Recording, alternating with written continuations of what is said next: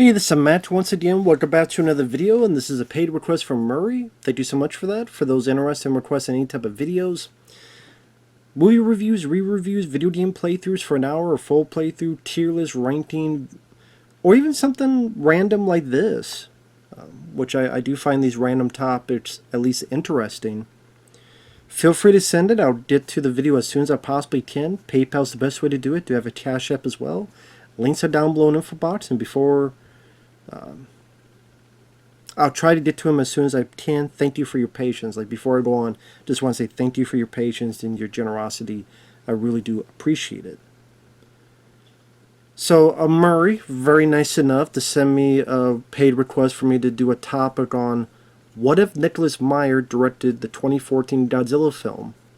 And when I got this, I kind of thought for a couple minutes of, well, that seems really random. Like, Meyer? Like, that's a very random name. For those who don't know, Meyer directed Star Trek 2, Star Trek 6. He also did, I think he did Time After Time.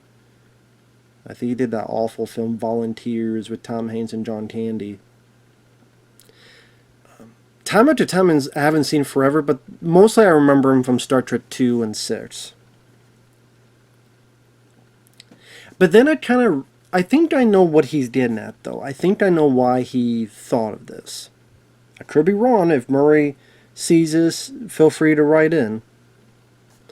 I think it's because Meyer, when he was approached to do Star Trek II, The Wrath of Khan, he didn't know anything about Star Trek. He knew nothing about Star Trek. He didn't watch the show. But what he did was he studied. He studied and looked at what had come before it, and then really wanted to get into the characters. And so he's coming at it not as a diehard Star Trek fan, but as a casual, but really wanted to get into how the characters worked, how the characters interacted. So, like Star Trek II, Captain Kirk, now, I forgot what his term was. It wasn't captain, it was, I forget what it was. Admiral Kirk, I believe. Him getting older, and the reading glasses, and him and Spock realizing they're getting older, and the whole thing at the end with the death of Spock and the close friendship they had with each other, and like elements that really delve into the character. Same with Ricardo Montalban as Khan,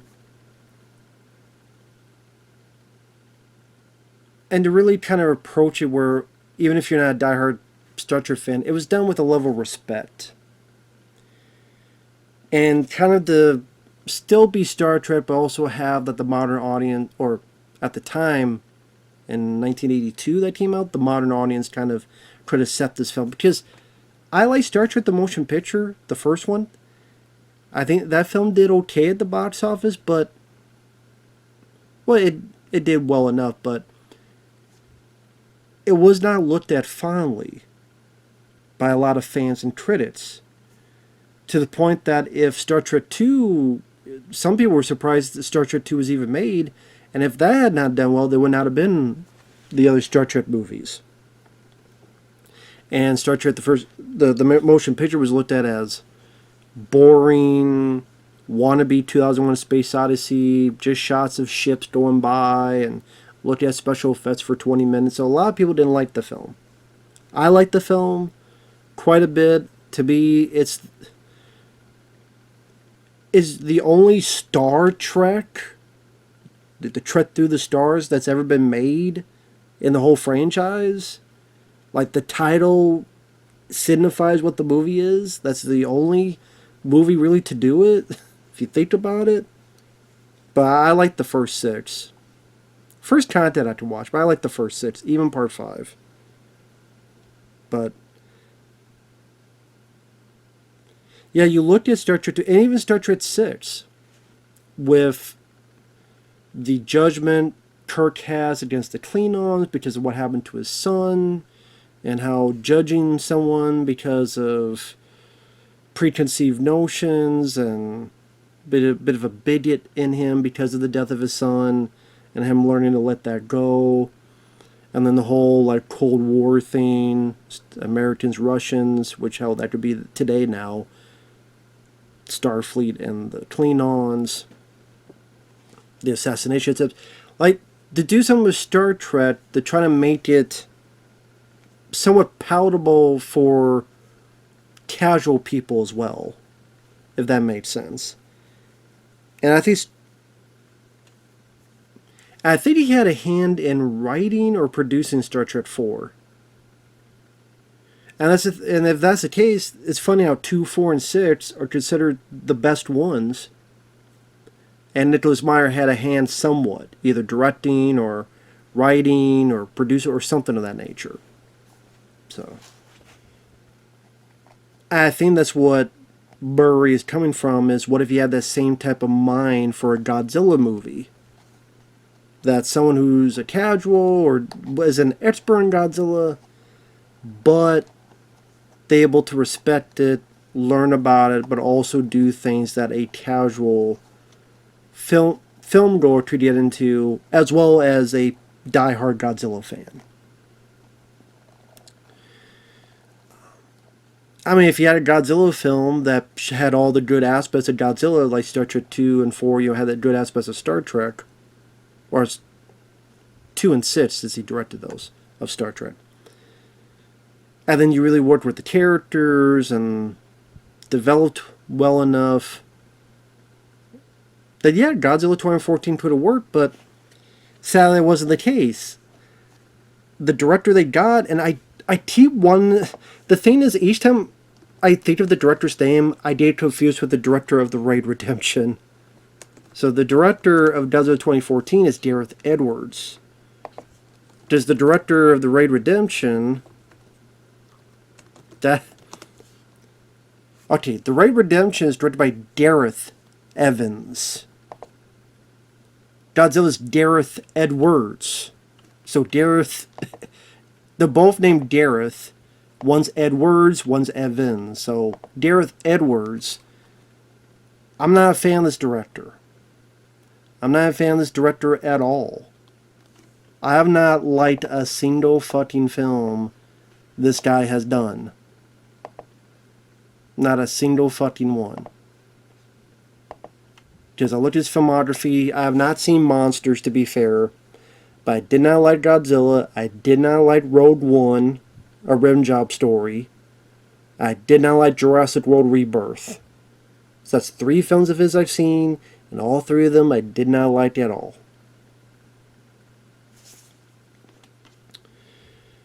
I honestly think, at least what I've seen of his stuff, he makes boring as fuck movies.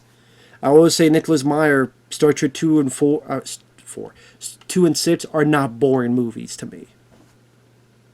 But what Gareth does, Gareth, makes boring as fuck movies. Road One, we gotta get the plans of the Death Star, and then we fuck around, and then we all die. Jurassic World Rebirth, not a whole lot fucking happens to that movie. I know some people like that film. I don't get why, but teach their own. I think Rebirth is a boring as fuck film. And Godzilla 2014 is a boring as fuck film. Well, what did you want? You know what I wanted? I got it. It's called Godzilla -1. So you keep Godzilla 2014, I'll keep Godzilla -1. Yeah, you can keep both. That's fine. I'm just saying, Godzilla -1. Maybe that's what Murray's kind of getting at, is that if you think about it, Godzilla -1 is more of what Nicholas Meyer would have done. Like, if you took Godzilla -1, but say the actors were American actors, you know, it was made in America, but you had the same structure, story, basis of characters. Godzilla -1 would have been more what Nicholas Meyer would have done as a director. Kind of like he did with Star Trek 2 and 6. 2014, from what I understand of his film Monsters, that was another film where you didn't really see a whole lot. And this guy isn't really much into action or much into... And Godzilla 2014... Okay, let me say this. Let me be fair. There are some good-looking shots where you really see the scale of Godzilla, like when they're, I want to say parachuting, but not when, and you see like the scale of Godzilla. Bryan Cranston, I like him. None of the other characters are worth a shit. Aaron Taylor Johnson, he's been good in other stuff like Bullet Train, but he was lame in that movie as Ford Brody. Brody being a nod to Brody in Jaws. But Aaron Taylor Johnson, I'm sure he said no to coming back, but no wonder the character never came back. They probably never asked him to. He might have said no anyway, but never bothered to bring that character back, and no one has given a fuck. No one ever said, "Oh my God, where's Ford Brody? How come he's not in Godzilla King of the Monsters?" No one gave a fuck. This is how shitty his character was. Or his girlfriend. Name his girlfriend. Without looking it up. The actress or the character. I think the only person they brought from was, Ken Watanabe? That's it. Then he's in the next one, he dies. Bryan Cranston? Cool. He dies before... Okay. Technically, Godzilla appears at the beginning. Like, you see a little bit. But before Godzilla is really officially in the film, Bryan Cranston dies before Godzilla shows up. And you have these shitty fucking monsters, the Putos, or the whatever the fuck they were called. I call them the Putos, El Gatos. I forget what the fuck they were called. The Putos. Putos. And it was a big blue ball cockies. You think you're going to see something? It cuts away. You think you're going to see them fight? Cuts away. Think you don't see them? It cuts away. I know people were satisfied by the ending, but I wasn't. Godzilla got his ass kicked, and then he did like 4 things. He down someone's throat, and then he did something else, and then he walked the fuck away to the ocean. I'm like, that wasn't worth it. All that fucking weight. You kill off the most interesting character and best actor, Bryan Cranston. The rest of the characters are boring as fuck. You don't remember a goddamn thing about them. Godzilla, it caught teases you throughout the whole goddamn film until you get to the end, and then you have this. It would not even be in the top 10 of Godzilla fights in movie history. And the villains, like, really? Of all the villains Godzilla has, okay, you create new ones, but these suck. Don't even remember their fucking names.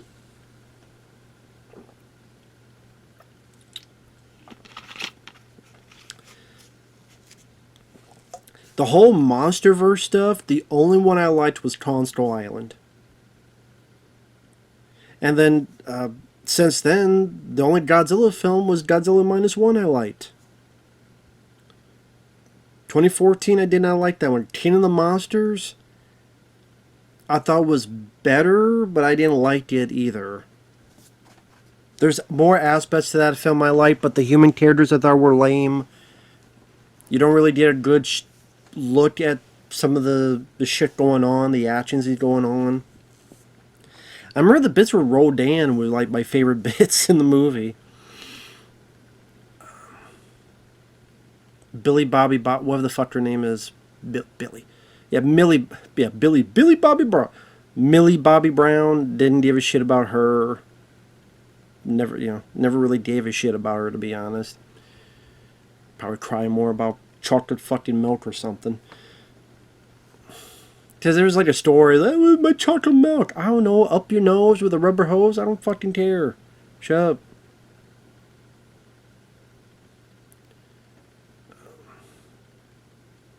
And Kong versus Godzilla 1 and 2.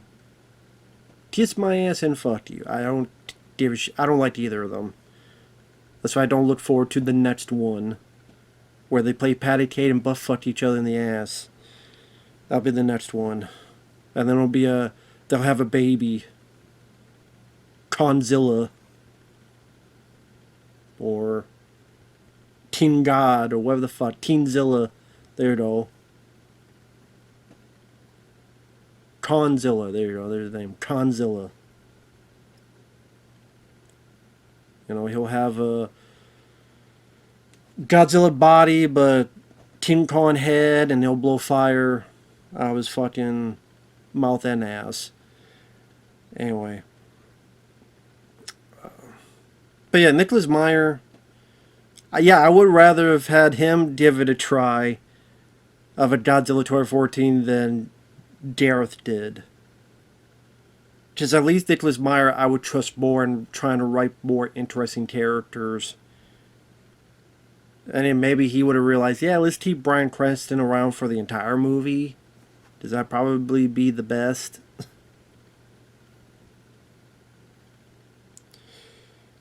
And even the little action bits in Star Trek 2 and 6, which was kind of like naval maneuvers in space, I thought it was pretty decently handled. So, yeah, I buy it. I think character-wise, maybe, at least it do a little bit like Godzilla -1, like that, more in that direction than what Dareth did in 2014 Godzilla. But yeah, I know, to be fair, I haven't seen the 2014 Godzilla film probably since it came out. So, 10 years or so. So I don't remember a lot of the details. But yeah, there you go. So with that said, thanks for watching, take care, and we will see you in the next video. Bye-bye for now.